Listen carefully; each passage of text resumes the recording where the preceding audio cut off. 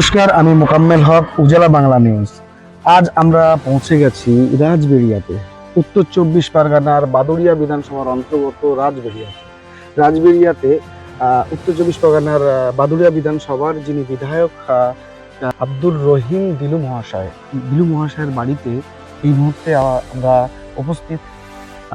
এই যে বাংলার মানবিক মুখ্যমন্ত্রী মমতা বন্দ্যোপাধ্যায়ের যে যুগান্তকারী সিদ্ধান্ত যুবসাথী প্রকল্প, এই যুবসাথী প্রকল্পের মাধ্যম দিয়ে এই বাদুড়িয়া বিধানসভার যে বেকার যুবক যুবতী যারা আছে তারা এই যে যুবসাথী প্রকল্পের আওতায় যারা পড়েছেন, তারা এই যুবসাথী প্রকল্পের মাধ্যম দিয়ে কতটা উপকৃত হবে সেটা আমরা সরাসরি জানার চেষ্টা করব এই বাদুড়িয়া বিধানসভার বিধায়ক কাজী আব্দুর রহিম দিলু মহাশয়ের থেকে। শুধু তাই নয়, তার পাশাপাশি আমরা সরাসরি তার বাড়িতে পৌঁছে গেছি। তিনি একটু পর বেরিয়ে যাবেন, একটা ওনার মিটিং আছে, ইম্পর্টেন্ট মিটিং। তার গাড়িও দেখতে পাচ্ছেন, আপনাদেরকে দেখানোর চেষ্টা করব। বিধায়ক সাহেবের যে গাড়ি, সে গাড়িটাও রেডি। উনি ওই মিটিংয়ে যাওয়ার জন্য প্রস্তুত নিচ্ছেন। তার আগে বিধায়ক মহাশয়ের সঙ্গে আমরা সরাসরি কথা বলবো। এই যে বাদুড়িয়া বিধানসভার যে বেকার যুবক যুবতী যারা এই যে যুবসাথী প্রকল্পের আওতায় যারা পড়েছেন, তারা কতটা উপকৃত হবে, বা যারা ফর্ম ফিল আপ করছেন, রেজিস্ট্রেশন করাচ্ছেন বিভিন্ন ক্যাম্পে, বাদুড়িয়া বিধানসভার বিভিন্ন ক্যাম্পে তারা রেজিস্ট্রেশন করাচ্ছেন, কতটা উপকৃত হবে সেটা সরাসরি আমরা বিধায়ক মহাশয়ের থেকে শুনে নেব। যে এই এলাকার যে বেকার যুবক যুবতী, আমাদের মানবিক মুখ্যমন্ত্রী মমতা বন্দ্যোপাধ্যায়ের যে প্রকল্প, এই যে যুগান্তকারী সিদ্ধান্ত নিয়েছেন যুবসাথী প্রকল্প, এই যুবসাথী প্রকল্পের মাধ্যম দিয়ে কতটা উপকৃত হবেন সেটা সরাসরি আপনাদেরকে আমরা দেখানোর চেষ্টা করব। আমরা শুনে নেব বিধায়ক মহাশয়, এই যে বাদুড়িয়া বিধানসভার বিধায়ক, খুব জনপ্রিয় একটি মুখ, কাজী আব্দুর রহিম দিলু, তার থেকে আমরা বিস্তারিত জানার চেষ্টা করব, বিস্তারিত শুনে নেওয়ার চেষ্টা করব। কারণ আমরা বিগত দিনে দেখে এসেছি যে 2011 সালের পর থেকে বাংলার মানবিক মুখ্যমন্ত্রী একাধিক জনমুখী প্রকল্পের মাধ্যম দিয়ে সাধারণ মানুষকে বিভিন্নভাবে পরিষেবা দিয়েছেন।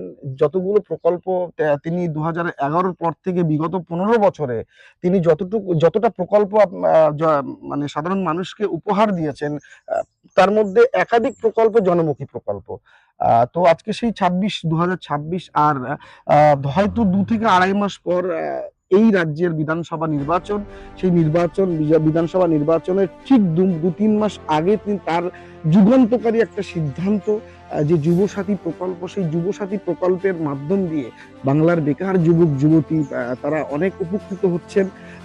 সারা বাংলা জুড়ে বিভিন্ন বিধানসভা ভিত্তিক পঞ্চায়েত ভিত্তিক বা ব্লক ভিত্তিক ক্যাম্প বসানো হয়েছে। ক্যাম্প বসিয়ে তৃণমূল কংগ্রেসের সর্বভারতীয় তৃণমূল কংগ্রেসের কর্মী সমর্থক ও নেতৃত্ব যারা আছেন, যে অ্যাসেম্বলি, যে বিধানসভার আওতায় পড়ছেন, সেই বিধানসভার বিধায়ক সহ টোটাল গোটা পশ্চিমবঙ্গ জুড়ে এই যে যুবসাথী প্রকল্পের রেজিস্ট্রেশন ক্যাম্প করা হয়েছে তৃণমূল কংগ্রেসের পক্ষ থেকে।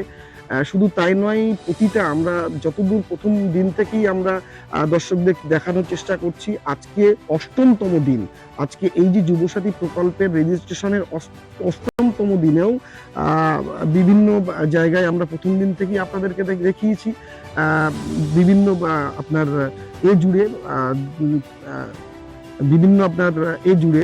বিধানসভা জুড়ে, যেমন হাড়োয়া বিধানসভা, দেগঙ্গা বিধানসভা, বাদুড়িয়া বিধানসভা, বসিরহাট 1, বসিরহাট দক্ষিণ, বিভিন্ন জায়গায় আমরা আপনাদেরকে দেখানোর চেষ্টা করেছি।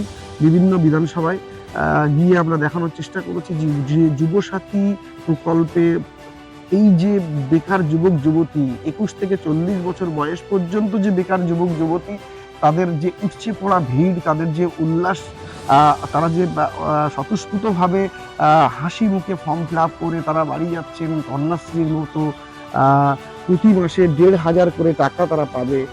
এই যে ব্যাপার, এই যে গোটা পশ্চিমবঙ্গ জুড়ে বেকার যুবক যুবতীর যে একটা ঢল নেমেছে, প্রত্যেকটা বিধানসভা ভিত্তিক, ব্লক ভিত্তিক, এই যে রেজিস্ট্রেশন ক্যাম্পে, যুবসাথী রেজিস্ট্রেশন ক্যাম্পে আজকে আমরা সরাসরি চলে এসেছি বাদুড়িয়া বিধানসভার বিধায়ক কাজী আব্দুর রহিম দিলু মহাশয়ের বাড়িতে।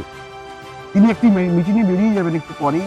তিনি খুব ব্যস্ত মানুষ, তারপরেও আমরা তার থেকে একটু সময় চেয়ে নিয়েছি। আমরা সরাসরি বিধায়ক মহাশয়ের সঙ্গে কথা বলে জানার চেষ্টা করব যে এই বাদুড়িয়া বিধানসভার যে বেকার যুবক যুবতী তারা কতটা আনন্দিত বা কতটা তারা আনন্দে আছেন এই যুবসাথী প্রকল্পের মাধ্যম দিয়ে।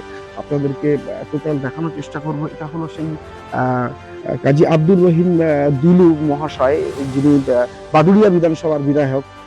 তার বাড়ির সামনেই আমরা আছি, তার গাড়িও দাঁড়িয়ে আছে। আমি ক্যামেরাম্যানকে বলবো একবার গাড়িটা দেখানোর জন্য। আমরা সরাসরি বিধায়ক মহাশয় দিলু মহাশয়ের মুখ থেকে শুনে নেওয়ার চেষ্টা করব। আসুন, ফিরে আসছি। আমাদের মধ্যে উপস্থিত হয়েছেন, আমরা পেয়ে গেছি আমাদের সেই প্রিয় বিধায়ক বাদুড়িয়া বিধানসভার কাজী আব্দুর রহিম দিলু ওরফে দিলু। আমরা সরাসরি দাদার সঙ্গে কথা বলবো, বিধায়ক মহাশয়ের সঙ্গে কথা বলবো। তো দাদা, এই যে বাংলার মানবিক মুখ্যমন্ত্রী 2011 সালের পর থেকে, ক্ষমতায় আসার পর থেকে তিনি বাংলার মানুষের জন্য প্রায় 80টির উপর প্রকল্প, জনমুখী প্রকল্প তিনি বাংলার মানুষকে উপহার দিয়েছেন। আজকে 2026-এ এসে বাংলার বেকার যুবক যুবতীদের জন্য যে তার যুগান্তকারী একটা সিদ্ধান্ত যুবসাথী প্রকল্প। এই যে যুবসাথী প্রকল্প আপনার বিধানসভার এই যে বাদুড়িয়া বিধানসভার বেকার যুবক যুবতী 21 থেকে 40 বছর বয়স পর্যন্ত যারা এই আওতায় আসছেন, আপনি কি বলবেন? অবশ্যই এটা নিশ্চিত প্রশংসাযোগ্য। আর মানুষ উপকৃত হোক সেটা তো খুব ভালোই, এ বিষয়ে তো কোনো বলার অপেক্ষা রাখে না। এবং তার যে চেষ্টা, মাননীয় মুখ্যমন্ত্রীর যে চেষ্টা, এবং তিনি একবার প্রথম থেকেই চেষ্টা করে যাচ্ছেন সার্বিকভাবে সর্বস্তরের মানুষকে কোনো না কোনো সাহায্যের আওতায় আনতে। এটাও অন্যতম উল্লেখযোগ্যের মধ্যে এটাও একটা উল্লেখযোগ্য। আমি আশা করব যে নিশ্চিতভাবে যুব সমাজ খুব উপকৃত হবে। আচ্ছা, এই যে আমরা জানি আর হয়তো 2 থেকে 2.5 মাস পর বিধানসভা ভোট, এই রাজ্যে, এই বাংলায় বিধানসভা ভোট, আপনি কি আশাবাদী? নির্বাচন তো একটা স্বাভাবিক নিয়ম, এটা তো নিয়মের আইনের মধ্যেই পড়ে, নির্বাচন করতে হয়। আর একটাই কথা যে বাংলাতে যে অশুভ শক্তি, বিশেষ করে বিজেপি, যেভাবে মানুষের সম্পর্ককে বিনষ্ট করে একটি অপসংস্কৃতি এবং নিশ্চিতভাবে একটা বিষাক্ত পরিবেশ সৃষ্টি করছে, আমাদেরকে খুব সজাগ থাকতে হবে যাতে মানুষে বিভেদটা না আসে। কারণ আমরা হিন্দু মুসলমান, আমরা সব সম্প্রদায়ের মানুষ।